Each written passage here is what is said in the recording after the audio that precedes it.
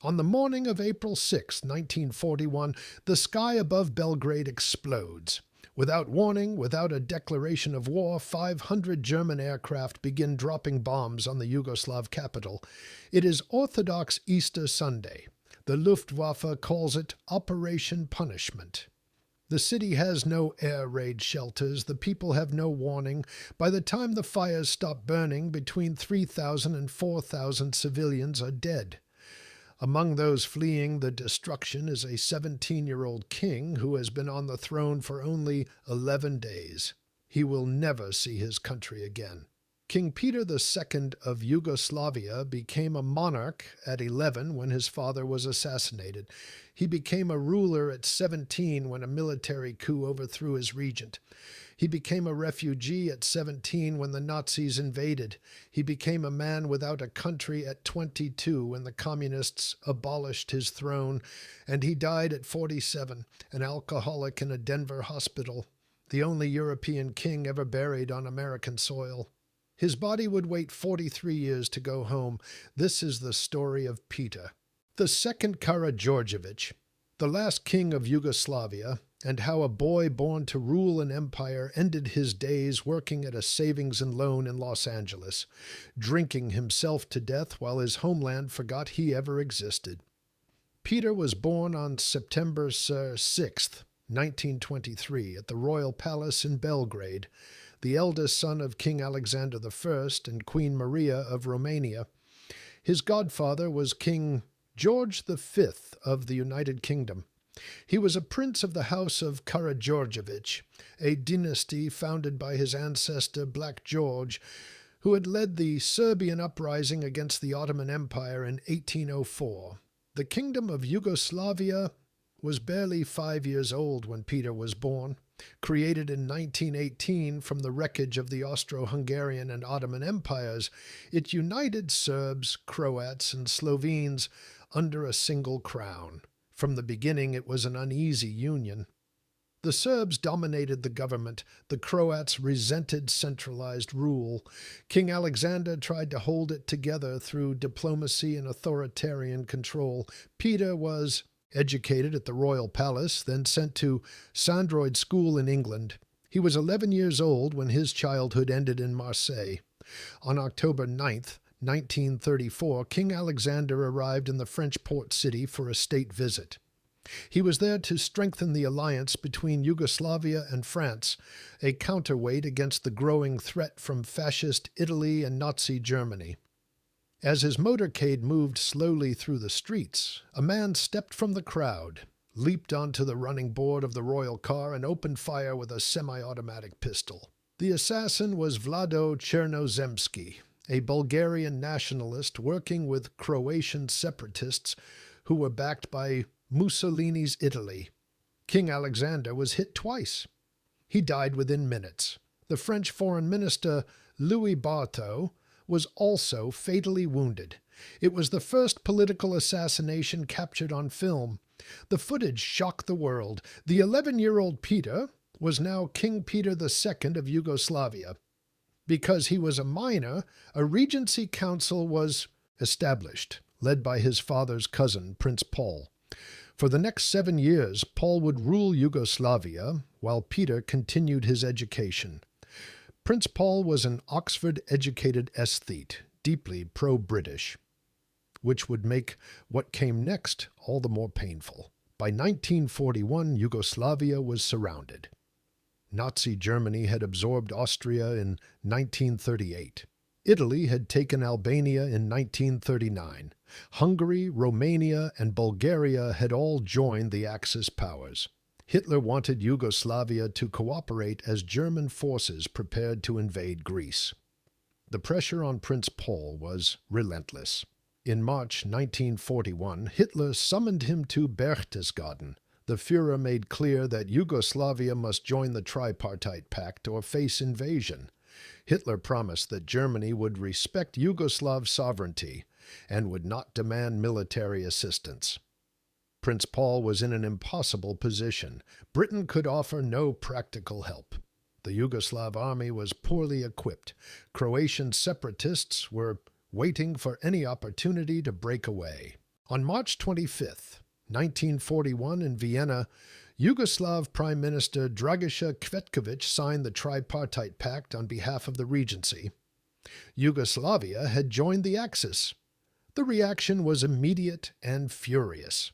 In Belgrade, massive demonstrations erupted. Crowds filled the streets shouting, "Better war than the pact," and "Better the grave than a slave." The Serbian officer corps, which dominated the military, was outraged. Many officers had fought alongside the British and French in the First World War. They would not stand for an alliance with Germany. 2 days later, on March 27, 1941, a group of Yugoslav Air Force officers launched a coup. They surrounded the palace, arrested Prince Paul, and declared the 17-year-old Peter II of age to rule. The young king had reportedly escaped from the palace by climbing down a drainpipe. Whether or not that dramatic detail is true, what followed was real enough. Belgrade erupted in celebration. Crowds cheered the young king.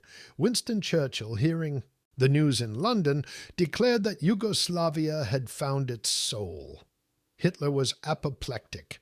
He ordered the invasion of Yugoslavia that very evening, personally dictating Directive 25, which called for the country to be destroyed with unmerciful harshness. The attack came on April 6th, Orthodox Easter Sunday. The Luftwaffe bombed Belgrade for 3 days. The city, which had no air defenses to speak of, was devastated. Within 11 days, the Yugoslav army had collapsed. On April 17th, the generals signed an unconditional surrender. Peter and his government fled. First to Greece, then to Jerusalem and the British Mandate of Palestine, then to Cairo, and finally to London. They arrived in June 1941, joining the growing collection of governments in exile from Nazi-occupied Europe. Peter was greeted as a hero by the British press, a symbol of resistance against tyranny. He was given a Buick, supplied with funds, and encouraged to complete his education at Cambridge. He joined the Royal Air Force. He was 17 years old, and he would never set foot in Yugoslavia again. The situation in occupied Yugoslavia was a nightmare. The country was carved up among the Axis powers. Germany, Italy, Hungary, and Bulgaria each took pieces. A puppet Croatian state was established under the fascist Ustaše, who immediately began a campaign of genocide against Serbs, Jews, and Roma. Hundreds of thousands would die in concentration camps like Jasenovac. Serbia was placed under German military occupation with a collaborationist government. 2 resistance movements emerged from the chaos. The first was the Chetniks, a royalist guerrilla force led by Colonel Dragoljub Mihailović, who remained loyal to King Peter and the government in exile. The second was the Partisans, a communist-led movement under Josip Broz, better known as Tito. Initially, the Allies supported Mihailović. The British supplied the Chetniks and celebrated their resistance. King Peter promoted Mihailović to general and made him Minister of Defense in the government in exile. But the war within the war soon became as brutal as the war against the occupiers. The Chetniks and Partisans turned on each other. Reports reached London that Mihailović's forces were collaborating with the Germans in their fight against the communists. Whether these reports were accurate, exaggerated, or part of a British intelligence operation to shift support to Tito remains debated by historians. What is certain is that by 1943 the British had decided that Tito's partisans were the more effective fighting force. In April 1944, Churchill delivered an ultimatum to King Peter. Remove Mihailović from the government, or Britain would treat the Yugoslav king and his government as collaborators of the Axis. Peter was forced to comply. The man he had made a general, the man who had kept the flame of royalist resistance alive, was cast aside. Peter called on his supporters in Yugoslavia to join Tito's forces. It was a betrayal that broke something in Peter. He later said of the Allies, He was too straight. He could not believe that his allies, the mighty American democracy, and his relatives and friends in London could do him in. But that's precisely what happened. In March 1944, Peter married Princess Alexandra of Greece and Denmark at the Yugoslav legation in London. 4 reigning monarchs attended, including King George VI of Britain, who served as Peter's best man. It was a wartime wedding of exiled royalty, a gathering of kings without kingdoms. The marriage caused controversy in Yugoslavia, as Serbian tradition held that a leader must not marry during a national emergency. On July 17, 1945, their only son was born at Claridge's Hotel in London. According to legend, Winston Churchill had the suite declared Yugoslav territory so that the heir would be born on Yugoslav soil. By the time his son Alexander was born, Peter's throne was already gone.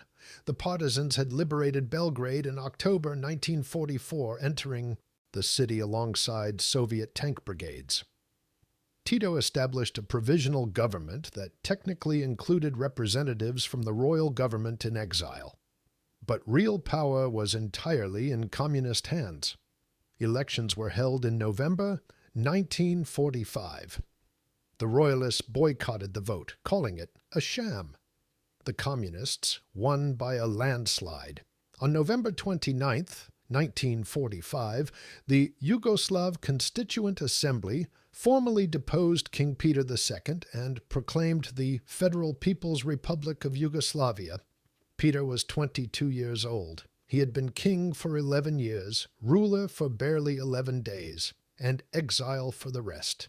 He never abdicated. For the rest of his life he refused to accept that the monarchy had legally ended. The years that followed were a slow descent. Peter and Alexandra moved to France, then Switzerland, then the United States in 1949. They had almost no money. Tito's government had frozen all of Peter's assets and confiscated the royal properties. He was not prepared for ordinary existence. He had been raised in palaces, trained to rule. He had never cooked a meal or held a job. The marriage crumbled under the pressure. Peter and Alexandra were both suffering.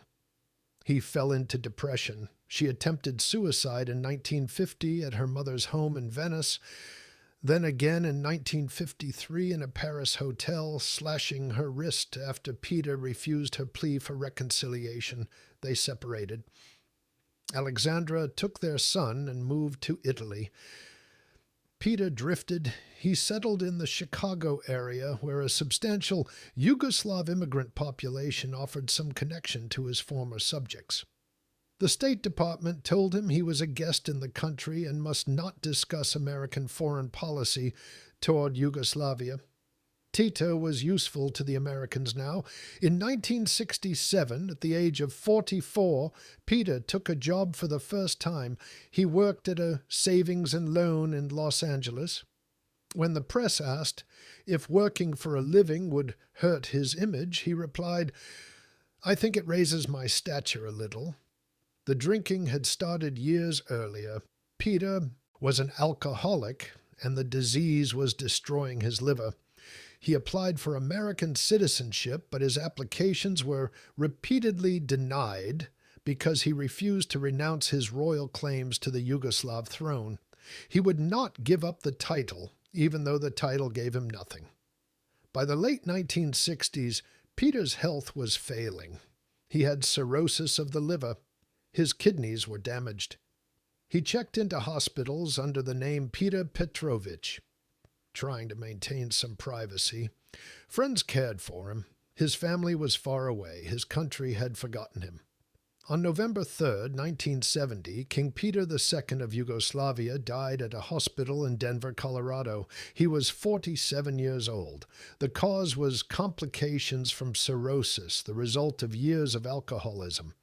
He had been in and out of hospitals since April, suffering from kidney problems, liver failure, and pneumonia. The funeral became its own kind of tragedy. Peter's family wanted him buried next to his mother in London. But a woman named Michi Lu, who had cared for Peter in his final months, produced a will stating that he wished to be buried at the St. Sava Serbian Orthodox Monastery in Libertyville, Illinois. A court battle followed. For 2 weeks, while lawyers argued, the body of the King of Yugoslavia lay in a mortuary refrigerator. The court ruled in favor of burial at Libertyville. On November 15th, 1970, around 15,000 Serbian Americans filed past his coffin at the monastery church. Some reports say as many as 30,000 people attended the funeral, along with 400 American pilots who had been rescued by Chetniks during the war. It was a massive outpouring of grief from an exile community that still remembered their king. Peter II became the only European monarch ever buried on American soil. He was interred in a crypt at the monastery, far from the medieval churches of Serbia, far from the family mausoleum at Oplanak, where his father and grandfather lay, far from everything he had been born to inherit. Back in Yugoslavia, his death was barely noticed. Tito still ruled. The monarchy was ancient history. The man who had defied Hitler at 17 was mentioned, if at all, as a footnote to the communist victory. But history is long, and memory returns. In the 1980s, the American soap opera Dynasty became popular on Yugoslav television. One of its stars, Catherine Oxenberg, was the granddaughter of Prince Paul, the regent Peter had overthrown. Her presence on screen sparked a revival of interest in the royal family. By the 1990s, as communism collapsed and Yugoslavia tore itself apart in civil war, a strange nostalgia emerged for the kingdom that had existed before all the bloodshed. Crown Prince Alexander, Peter's only son, returned to Serbia in 1991 for the first time. He had been raised in exile, educated in Britain, and had served as an officer in the British Army. He spoke little Serbian, but he was the heir, and the country that had expelled his family was now welcoming him back. In 2013, 43 years after his death, Peter II finally came home. His remains were exhumed from Libertyville and transported to Serbia. On May 26, 2013, a state funeral was held at the royal family mausoleum at Oplanak. Peter was buried alongside his wife Alexandra, whose body was brought from Greece, and his mother, Queen Maria. The same priest who had conducted the funeral in Libertyville in 1970 conducted the service in Oplanak in 2013. President Tomislav Nikolic spoke at the ceremony. "We can no longer afford any divisions and injustice," he said. It was a statement about reconciliation, about a country trying to come to terms with its past. Crown Prince Alexander, now an old man himself, had fulfilled the promise he made to his father. He had brought him home to Serbia to rest among his ancestors in the land he had ruled for 11 days and mourned for the rest of his life. The House of Karađorđević continues. Alexander lives in Belgrade now, in the royal palace where his father was born. He advocates for constitutional monarchy, though Serbia remains a republic.